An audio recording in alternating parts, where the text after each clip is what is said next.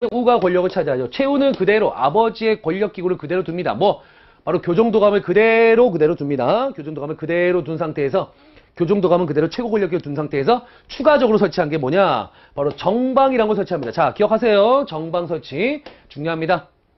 인사권 장악해요. 자기 집안에다가 정방 설치한 다음에 여기서 모든 인사를 다 결정합니다. 모든 인사를 결정해요. 알겠죠? 거기에 서방은 뭐냐? 요거는 문신들을 이제 일시키는 겁니다. 자, 이제 무신 정권 때요. 시간이 지나면 지날수록 어느 정도 안정화돼 가요.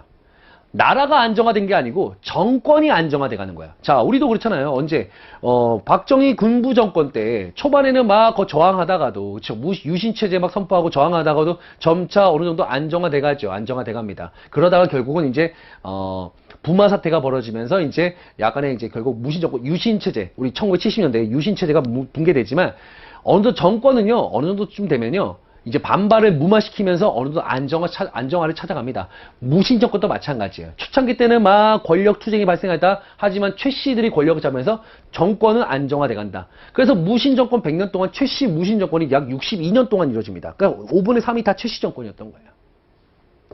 자, 안정화돼 가니까 이제 뭐 하는 거야? 아, 이제 일을 좀 잘하는 애들을 좀 이제 뽑고 싶은 거야. 최우도. 어느 정도 이제 최우도 이제 자신이 무신이라는 사실을 조금씩 까먹고 있는 거죠. 그치? 그러면서 이제 좀 능미, 학문에 능하고 관료로서 일을 잘하는 그런 애들을 좀 뽑고 싶은 거야. 그래서 문신들을 이제, 일을 시키는 기구를 따로 만들기로 합니다. 문신들을 등용하기 시작합니다. 이때부터 본격적으로 문신들을 등용한다. 그 대표적인 인물이 이규보 같은 인물들이 있어요. 이규보, 그 다음에 최자 같은 인물들이 있는데, 여기에 대표적인 인물 이규보를 좀 기억할까요?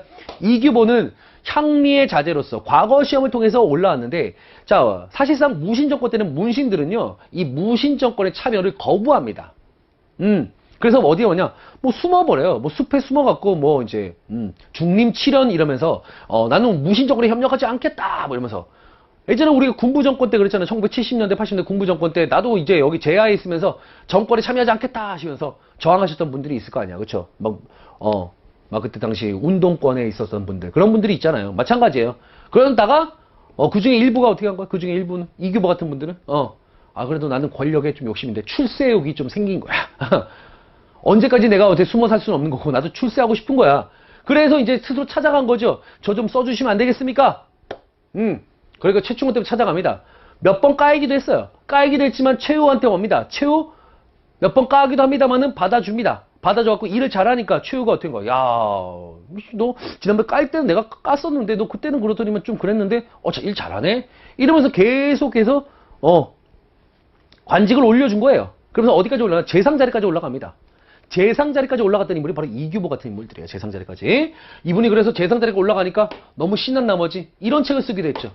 우리나라 동국, 우리나라의 이 시성을 가진 재상이 쓴 나라의 문집이다. 이러면서 동국 이상국집이라는 책을 이렇게 저술을 하기도 했다라고 보시면 돼요. 저술을 했다. 이게 이규보 책이에요. 이규보 책.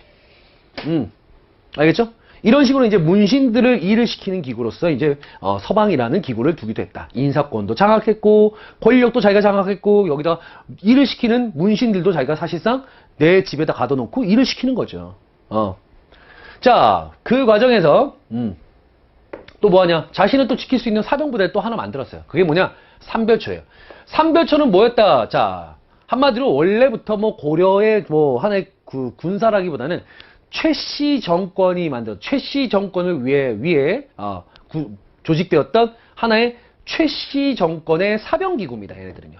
사병기구입니다. 우리 아까 삼별초 기억나죠?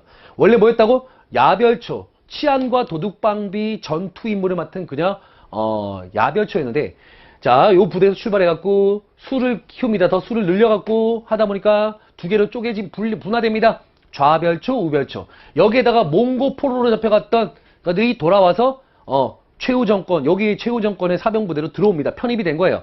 그래서 좌별초, 우별초, 신의군 합치니까 몇 개가 된다고? 3별초가 된 거예요. 3별초는 말이 좋아서 나중에 몽골과의 항쟁에서 활약했던 분들이지 사실상은 최씨 무신 정권의 사병기구였어요. 이들 개인 기구였다고. 개인 어떤 군사기구였단 말이죠. 자, 3별초 이따가 한번 보겠습니다. 그 다음에 몽고 1차 침입이 있으면 몽고 1차 침입. 자, 최우 때 우리 아까 봤죠. 최우 때 몽고가 쳐들어왔어요. 자, 무신 정권은 싸워야 되잖아. 그치? 싸워야 돼도 모자란 판에 뭐 한 거예요? 1차 침입 이후에, 1차 침입 1231년도입니다. 1차 침입 이후에, 안 되겠다 싶은 거지. 이들 싸우다가는 우리 정권 무너지겠다 싶은 거예요. 그래서 몽고 애들이 약한 구석이 있어요. 어디냐면, 그들은 말 타고 싸움하는 건 되게 잘해요. 전 세계 최강이야. 세계 최강이었지만, 바다 싸움엔 약하죠. 해전이죠. 바다 싸움. 해전에는 약하니까, 일단은 섬으로 들어가자. 이런 겁니다. 그래서 어디로 들어갑니까?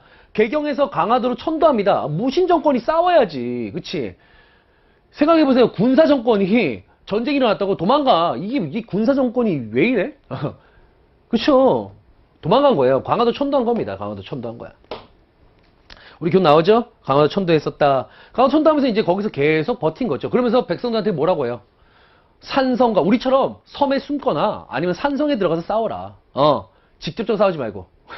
한마디로 그런데 우리 민들은 또 어떻게 하냐? 고려 민들은 또 근데 그럼에도 불구하고 또 열심히 싸웁니다. 총 6차례 쳐들어오거든요? 크게 6차례 쳐들어오는데 뭐 당시 아까 앞에서 제가 고려 개관 설명할 때도 말씀드렸지만 이때 뭐 대구 경주까지 가면서 모두가 다 완전히 황폐화되고 국토가 초토화됩니다. 그 상황 속에서도 우리의 하층민들은 그래도 끝까지 자기 목숨을 내놔서까지 싸우고 했던 겁니다. 지배층은 이렇게 도망갔는데, 그쵸? 자, 요거는요, 요거는 이제 지금 여기는 전혀 안 나왔어요. 전혀 안 나왔는데, 여러분들 꼭 체크하자고 제가 말씀을 좀 드리는 의미에서 한 겁니다. 왜? 요게 당시 최후가 강화천도 한 다음에 강화천도기 때 만들었던, 문화적 업적이에요. 요거는 우리가 문화파트에서 따로 나오거든요. 그런데 이 문화파트에 나오지만 요게 강화천도 시기 때 강화천도가 1232년부터 해서 1270년에 개경으로 환도합니다. 약 40년 동안 그곳에 머물면서 문화적 업적을 좀 남깁니다. 요 내용을 좀 보자는 거예요. 자, 상정고급 예문. 자, 우리가 여러분들이 우리 교재에는 없지만 옆에 공간들이 있잖아요. 그 공간들을 그냥 놔두지 마시고요. 이런 것들을 있으면은 좀 적어 두시면 좋을 것 같습니다. 알겠죠? 상정고급 예문 금소갈자 28부로 편했다. 자, 선생님, 이거 금소갈자인데, 선생님, 우리나라에서 가장 오래된 금소갈자는 직지심치오절 아닌가요? 그거는 고려 말로 알고 있는데, 고려 말 우왕 때가 아니고 이때입니까? 그쵸, 이때. 그건 현존하고 있는, 지금 남아있는 거고요. 이건 남아있지 않아요. 상세히 정했다. 옛날과 지금의 예의에 대한 글이에요. 이런 상정고급 예문이라는 글이 예종 때 만들어졌는데 이거를 최후가 강화도 와서 금소갈자 28부로 편했다라고 기록만 남아있어요. 여기에 대한 그러니까 상종고급 예문을 간행하였다. 금소갈자를 간행하였다. 이 내용만 남아있다고. 실제 존재하지 않는다고. 그게 어디 남아있냐. 여기 이교보가 쓴 여기에 나와있어요. 그러니까 이거는 문헌상으로 가장 오래된 겁니다. 언제냐면 1234년도. 자, 되게 쉬워요, 외우기가. 1, 2, 3, 4, 버블. 1, 2, 3, 4년에 만들어진 거야. 알겠죠? 어제 최후가 만들었다라고 여기 기록되어 있으니까 그렇다고 보는 거야. 알겠죠? 거기에 제주량경. 자, 뭐냐면 우리가 거란 침략 때 부처님의 힘으로 한번 이 위기를 우리가 탈피해보자. 위기에서 탈출하자. 하면서 거란 2차 침략 때 이 불교 경전을 목판에다가 새겨요. 그게 바로 이제 뭐냐 초조대장경이라고 하는 거야.